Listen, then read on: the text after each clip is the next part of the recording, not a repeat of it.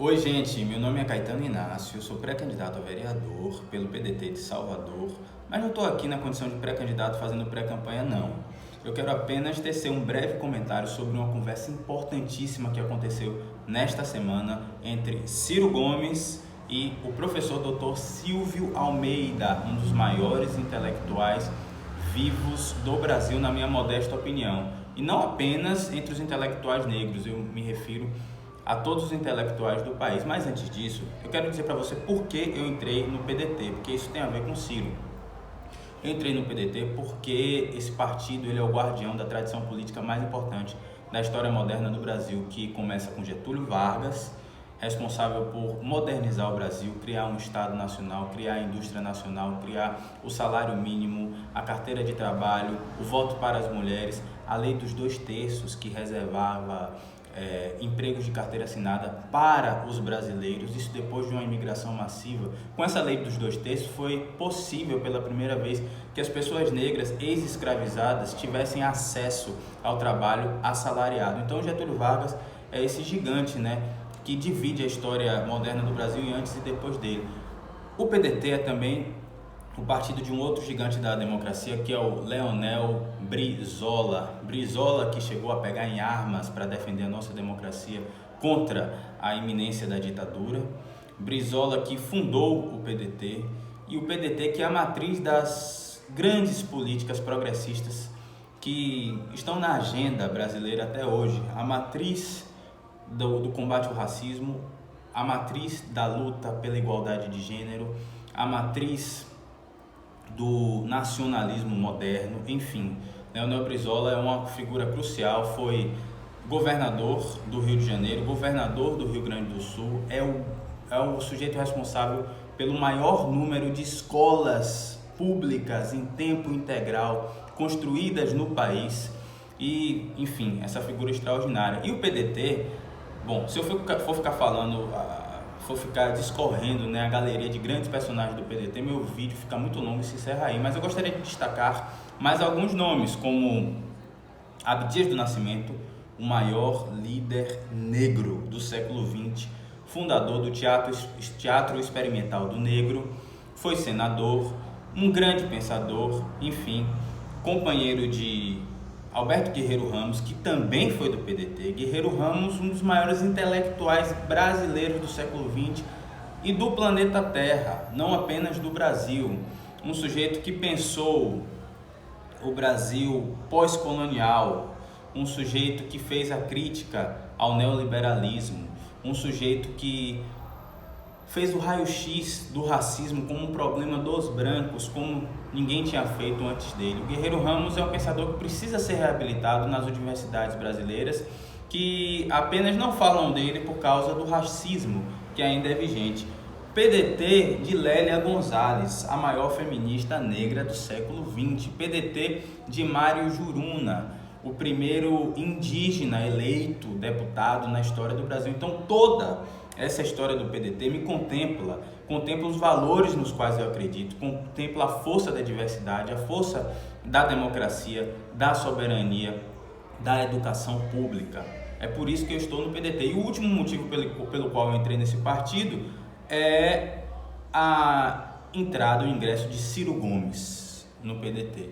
Por que Ciro Gomes? Porque Ciro Gomes apresentou um projeto para resolver os problemas do Brasil, um projeto de desenvolvimento nacional. Eu ficava encucado porque os políticos, eles se candidatavam a presidente, a governador, e a gente não via um projeto claro, um antes, o Brasil de hoje, e um depois, o Brasil que esse político deseja depois do seu governo.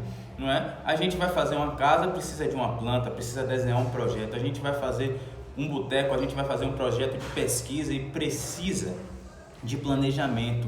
E como é que a gente vai governar um país desse tamanho, com essa complexidade que é o Brasil, sem nenhum tipo de projeto? Isso me incomodava e Ciro, ele veio com essa solução e apresentou um projeto que tem por foco a reindustrialização do país, foco na ciência, foco na tecnologia, foco na educação e no empoderamento das pessoas comuns.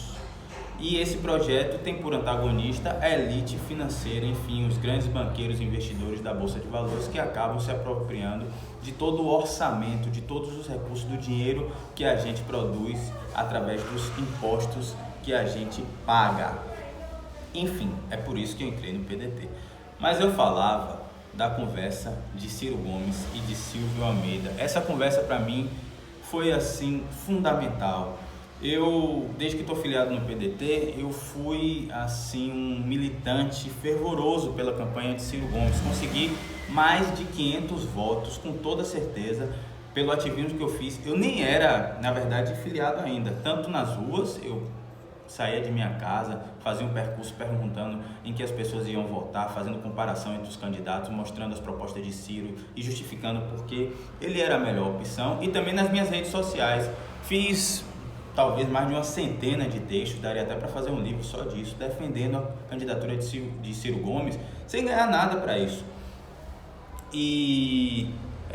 Enfim, e a biografia de Ciro Gomes também é uma biografia que deveria interessar a todas as cidadãs e cidadãos brasileiros, porque é um sujeito com 40 anos de vida pública, absolutamente honesto, nunca respondeu um processo por corrupção e que governou uma cidade, governou um estado, saindo como, enfim, o governante mais popular do país no seu tempo, deixando um legado. Se eu for falar de Ciro Gomes, é outro vídeo só para isso. Você vê que os parênteses são muito longos, mas enfim, o que me interessou principalmente na conversa de Ciro Gomes com Silvio Almeida foi a relação entre desenvolvimento nacional e combate ao racismo.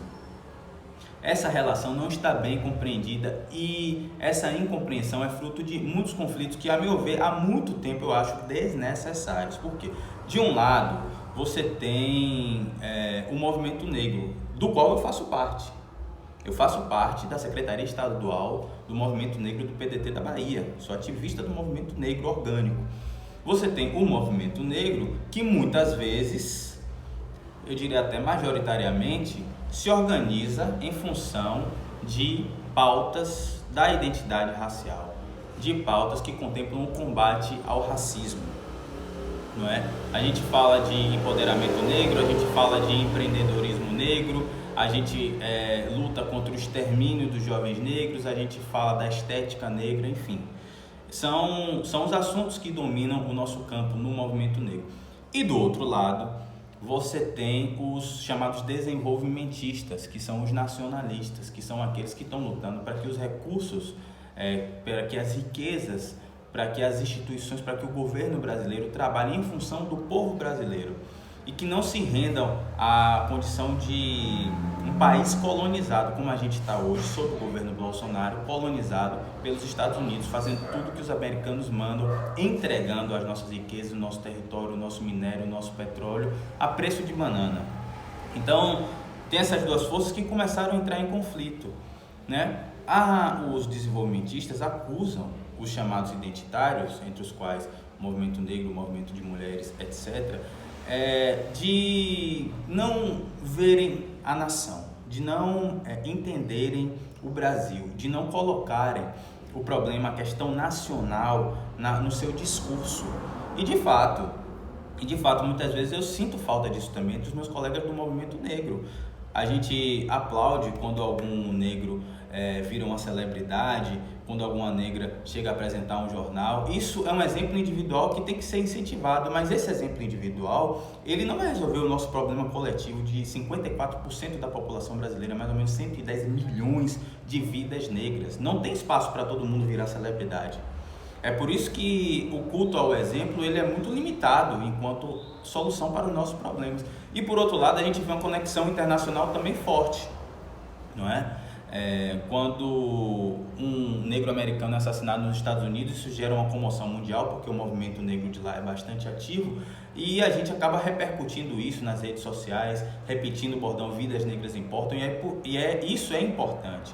Então nós temos dentro do movimento negro um apelo individual muito forte de culto às celebridades, e temos também um vínculo com a pauta norte-americana, um vínculo internacionalista muito forte, mas nos falta a consciência nacional de que falam os desenvolvimentistas. Por outro lado, Os desenvolvimentistas, eles também não falam explicitamente na questão racial, não é? Eles falam em desenvolver o Brasil, eles falam de indústria nacional, falam de ciência nacional, falam de um exército, uma defesa nacional, falamos, porque eu também sou um desenvolvimentista. Enfim, falam de saúde pública para todos, de educação de qualidade para todos, e no entanto a gente não vê a questão racial contemplada, o racismo dentro do discurso dos desenvolvimentistas enquanto uma peça central da solução para o Brasil. E o Silvio Almeida ele vem trazer justamente essa conexão entre movimento negro e desenvolvimentismo a partir do seu conceito de racismo estrutural, que é tão bem descrito no seu livro do mesmo nome. Enfim, foi uma conversa maravilhosa e eu acho que ela pode ser sintetizada em algo que eu já tenho falado há algum tempo, que é o desenvolvimento negro brasileiro. É disso que a gente precisa. E o Ciro Gomes perguntou muito ao Silvio sobre qual seria, digamos, o desenho institucional dessa combinação entre combate ao racismo e desenvolvimento. E o Silvio Almeida, ele deu algumas pistas, mas não deu uma resposta acabada. Eu, de minha parte, também não tenho uma resposta. É uma pergunta que exige, enfim, muito pensamento, muita inteligência, colaboração de várias pessoas, mas eu acho que, basicamente, a política no Brasil, especialmente para o desenvolvimento negro brasileiro, ela precisa combinar dois tipos de medidas. As medidas específicas, como a política de cotas, que deve ser ampliada, entende? A gente tem cotas na universidade, a gente tem cotas no concurso público, e eu defendo cotas no BNDES, eu defendo cotas no Ministério, quero paridade, 50% dos ministros e ministras negros nos secretariados, nos cargos de confiança. Eu defendo cotas no orçamento, não é? Na divisão do bolo. Eu defendo cotas quando a prefeitura, quando o governo do estado vão fazer um investimento, por exemplo, no carnaval, não é? Quantos grupos negros são contemplados e quantos grupos brancos são contemplados por outro lado. Eu defendo que a política de cotas seja expandida como um acelerador do desenvolvimento nacional. Por que nacional e não apenas dos negros? Porque se você pretende que o Brasil se torne um país de primeiro mundo, resolvido, civilizado, sem violência, com serviços públicos de qualidade, um país de classe média com as pessoas com poder aquisitivo elevado, é preciso dar oportunidade a 54% da população negra. Sem isso, o Brasil jamais vai chegar lá. E, por outro lado, para que a população negra consiga se desenvolver e superar o racismo, é preciso também que a gente olhe para as políticas nacionais. E essa é a outra medida. Primeiro, as medidas de ação afirmativa e, ao lado delas, as medidas, digamos assim, universais. A gente precisa de um SUS que já funciona muito bem, com uma qualidade ainda melhor. Por quê? Porque de cada 10 usuários do SUS, 7 são negros. A gente precisa de políticas de renda básica, como foi o Bolsa Família, e pode ser a renda básica universal, que garantam a dignidade do povo brasileiro como um todo, especialmente daqueles mais necessitados. Por quê? Porque de cada 10 beneficiados pelo Bolsa Família, 7 são pessoas negras. Da mesma forma, a gente vê em relação à escola pública. A maioria dos usuários da escola pública brasileira são garotas e garotos negros. Então, quando a gente resolve o problema da educação e da saúde pública, por exemplo, a gente está resolvendo a política social para o povo negro majoritariamente, já que a gente usa mais esses serviços. Então, essa combinação entre desenvolvimento e combate ao racismo é a liga fundamental, é o centro da nossa luta política para desenvolver o Brasil. Eu sei que o comentário ficou um pouco longo, mas eu não podia deixar de registrar a minha felicidade por causa desse encontro. Vejam a entrevista Ciro Gomes e Silvio Almeida no Repare Bem.